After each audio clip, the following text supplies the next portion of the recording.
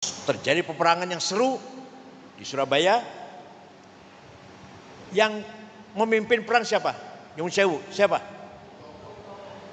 Utomo dari tentara, dari kiainya. Kiai Abbas Buntet Cirebon. Mbah Hasyim Asy'ari mempercayai Kiai Abbas yang pimpin rapat. Kiai Wahab nomor 2, wakilnya Kiai Wahab itu. Kan markasnya di Siwalan-Kerto kan? Di Siwalan-Kerto sana, satu rumah. Kiai Abbas dari Cirebon. Hati-hati sama orang Cirebon, hati-hati loh. Sakti-sakti. Kiai Wahab itu wakil malah. Terjadi peperangan yang tidak seimbang, tapi alhamdulillah kita menang. Brigjen Malabi mobilnya dibom, pasang bom meledak. Yang masang bom bukan tentara, santri tubuh namanya Harun.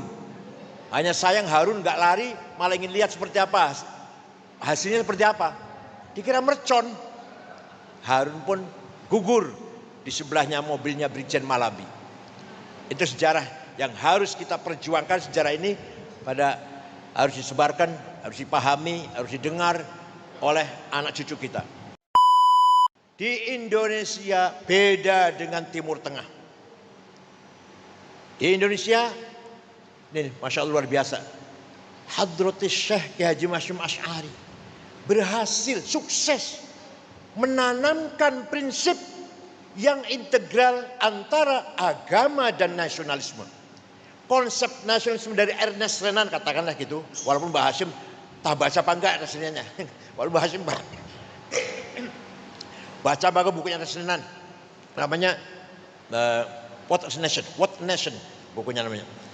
Mbah Hasyim saya kira nggak baca, tapi beliau menerima konsep kebangsaan dengan syarat integral, menyatu dengan teologi iman.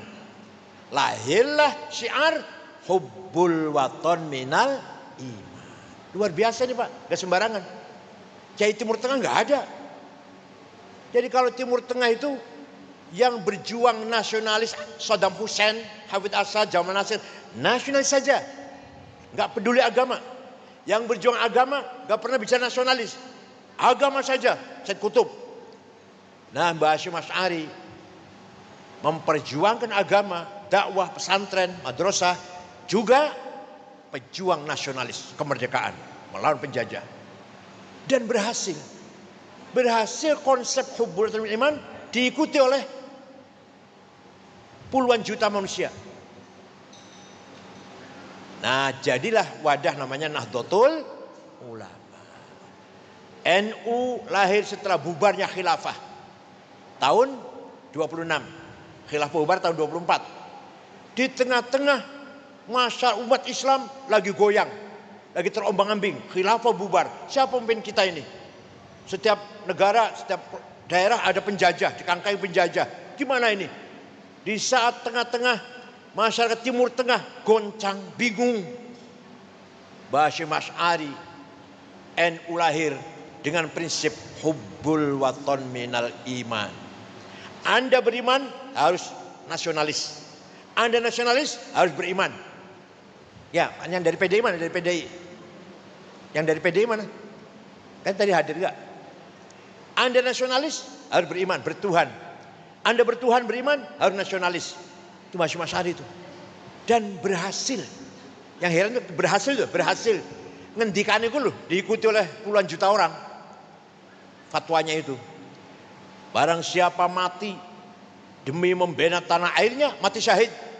Man mata li ajli watanihi mata syahidan.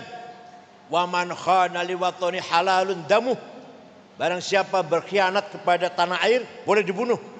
Walaupun tidak mengkafirkan. Mbah Hasyim enggak mengkafirkan. Soal kafir tahu itu Gusti Allah itu. Tapi barang siapa dari cenguknya Belanda, anteknya Jepang, mata-matanya Jepang, bunuh. Soal kafir apa enggak itu urusan Allah.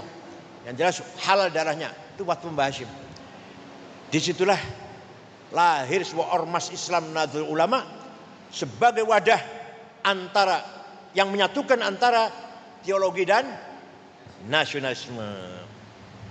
Maka sudah menjadi framing NU diterima oleh seluruh mayoritas masyarakat Islam sebagai organisasi yang berhasil mengintegrasikan nilai-nilai keislaman dengan nasionalisme. Mbah Hashim, Kiai Wahab, Mbah Bisri, Ali Maksum, Kiai Mahrus, Kiai As'ad, pejuang agama sekaligus pejuang nasionalis. Coba, ya kiai, ya nasionalis. Maka semua pahlawan nasional itu, ya kiai. Coba, nggak ada di Timur Tengah, nggak ada. Negara Arab nggak ada. Kita bersyukurlah punya NU ini. Jadi negara NKRI ini, negara Indonesia ini, kapal besar yang jadi supir presiden, gubernur, wali kota, bupati, camat, itu supir kapalnya itu. Nah, NU mana? NU di mana? Jangkar. NU itu jangkar. Yang kalau kapal itu berhenti, yang menjadi jangkar adalah Nahdlatul Ulama. Penyelamat. Di NU bisa bertemu antara aktivis nasionalis dan aktivis agama. Di NU bisa ketemu antara orang modern dan orang yang masih berpikir tradisional. Di NU masih banyak kiai yang utawi iku. Utawi iku opo, ing dalem, ya. Tapi di NU juga ada orang yang intelek, banyak. Yang intelek. Di NU ada yang kelompok yang mempertahankan tradisi lama. Tapi di NU juga ada banyak orang yang punya visi ke depan agar NU lebih modern lagi. Gak apa-apa, biarkan. Jadi kan nggak usah ribut. Kalau ada Mas Ulil, rodok liberal, kemarin baru ngomong suap kalau untuk mencari kebenaran boleh, biarin, nggak apa-apa. Gak usah dikomentari, gak usah. NU lah tempatnya diskusi. Di NU tempatnya bahtul ilmi, bahtul masail, bahtul ilmi. Dengan doabit, prinsip-prinsip ijma' dan qiyas. Di samping Quran dan hadis. Di NU lah dikembangkan moderasi dalam berpendapat. Di NU lah dikembangkan toleransi. Menerima, menghargai perbedaan etnis maupun agama. Kita hargai Kristen, Katolik, Hindu, Buddha, Konghucu. Kita hargai Cina, Arab, Yaman.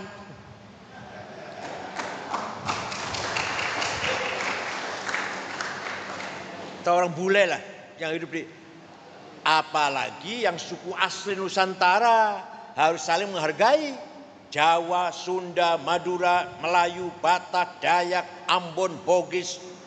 Harus kita saling satu sama lain menghargai. Itulah sesuai dengan negaranya Rasulullah, negara Madinah. Luar biasa. Yang sangat menonjol. Fatwa resolusi Hasyim Asy'ari. Nikah mau datang. Tentara Inggris dipimpin oleh Brigjen Malabi mau datang, alasannya mau mencari orang Belanda yang ada dalam penjara. Kan Jepang kan memenjarakan orang Belanda. Masih banyak dalam penjara Indonesia ini yang orang Belanda yang dipenjara Jepang. Maka kedatangan nikah itu alasannya untuk mencari orang-orang Belanda yang dalam penjara. Oke. Ternyata membawa senjata berat, membawa pesawat tempur. Maka Presiden Soekarno, Muhammad Hatta, Jenderal Sudirman berunding, ini bukan hanya sekedar ingin mengambil orang Belanda yang masih sisa-sisa orang Belanda dalam penjara Jepang, bukan. Ini jelas nih, mau berbuat menjajah lagi nih, mengembalikan penjajahan ke Belanda. Maka gimana? Kita lawan. Waduh, tentara baru istirahat, baru bernapas. Itu kan Oktober tuh. Jadi Agustus, September, Oktober, tentara baru istirahat. Jadi gimana? Dikeroyok oleh rakyat. Namanya intifadah. Seperti anak-anak Palestina tuh, tentara Israel yang pakai tank baja dilempari batu, namanya intifadah, bukan perang. Kalau perang sama-sama senjata, ini enggak. Tank baja lawan dengan batu, kerikil, anak-anak Palestina dulu. Namanya intifadah. Nah, Oke, setuju. Dilawan rakyat. Tapi yang bisa menggerakkan rakyat itu siapa? Yang omongannya bisa didengar oleh rakyat. Oh itu, Ki Haji Hasyim Asy'ari, Jombang itu. Terus kali ngomong pasti orang ikut semua itu. Maka 3 pemimpin itu menyuruh utusan menghadap Ki Haji Hasyim Asy'ari. Hazreti Syekh, saya diperintah oleh Bung Karno Hatta Jan Sudirman bertanya kepada panjenengan, hukumnya membela tanah air. Bukan bela agama loh, bukan bela agama, bela tanah air. Pak Hasyim Asy'ari dengan tegas, hukumnya fardhu ain. Podo karo salat, podo karo puasa Ramadan, fardhu ain. Pulang ke Jakarta, 3 pemimpin senang semuanya. Mbah Hasyim mengumpul kiai-kiai, kumpul di mana? Apa? Bubutan, Bubutan. Anu ya, Kembang Cepun ya, Kembang Cepun ya. Kembang Cepun.